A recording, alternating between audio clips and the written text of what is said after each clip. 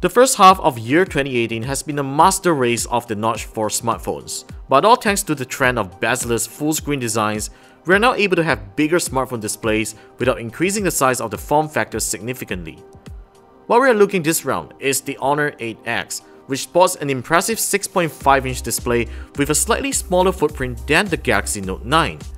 By all means, this isn't a flagship device, but it has some great features that I really enjoy. So here's my full review after using for a week. The first thing you will immediately realize when you pick it up is how manageable the phone is.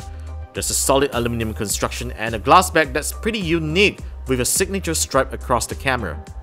I like that the Honor and AI camera branding are the only words that stand out at the back, which keeps the design minimal. Like other mid-range Honor devices, the Honor 8X uses a micro USB port for charging and has a headphone jack. It sports a 3-slot SIM tray which you can expand storage without using the second SIM slot. Like all other Huawei and Honor devices, the Honor 8X features a tiny notch on the top that you can turn it off if you find it annoying. It does help improve content cropping issues a little if you do that. Despite being an IPS panel, I like the color saturation and there's some color shifts as you view the screen from different angles. Brightness and outdoor screen visibility is acceptable. The Honor 8X is powered by Huawei's Kirin 710 processor.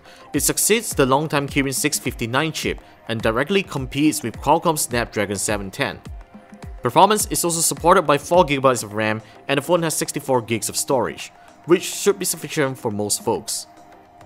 The Kirin 710 feels slightly faster than the Kirin 659 when it comes to everyday app performance, and the improvement is most obvious when it comes to graphics processing power.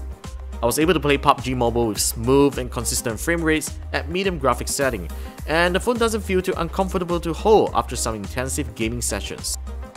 However, what I really don't like about the Honor 8X is the phone's sound vibration feature. The phone vibrates when there's a huge explosion or bass in audio playback universally. That's actually a very cool feature when you're playing games or watching movies, as it gives you an immersive experience on your content, which is similar to Sony's dynamic vibration feature on the Xperia XZ2. But there's sadly no way of disabling the feature when you don't want it, and it becomes annoying when you're listening to music through headphones while the phone is in your pocket. This could be an early software issue on my review unit, and I hope the option to turn off the vibration feature in audio playback would be available in the final retail unit. The Honor 8X's main camera comprises of a 20MP f1.8 sensor supported by a secondary 2MP depth sensor. Low-light performance is possible for a mid-range camera, and the AI camera feature does help to boost colors a little if you prefer a little more saturation. Although you don't get Huawei's version of Animoji on the Honor 8X's camera software, you do get to play around with AR stickers on both the main and front cameras. And speaking of selfies, the Honor 8X has a 60MP camera just for that, and it supports HDR, which helps improve the dynamic range of selfies when shooting against the backlight.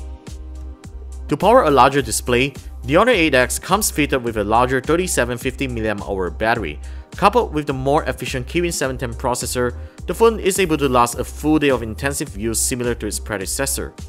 Furthermore, the Honor 8X's dual SIM feature supports dual 4G and VoLTE standby, a thing that most mid-range phones do not offer at this point of time.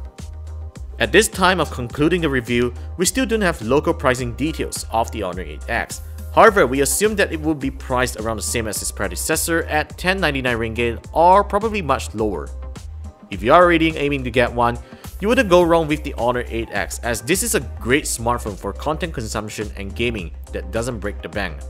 If our price assumption for the Honor 8X is accurate, then we might have a problem in recommending this phone, because for just a slight price increase, you could get way powerful devices such as the Honor Play and the Pocophone F1. So would you rather go for a bigger screen over performance or vice versa? Join us in the discussion down in the comments down below, and be sure to subscribe to our YouTube channel for more tech videos just like this. Thank you very much for watching this video, and I will see you soon in the very next one.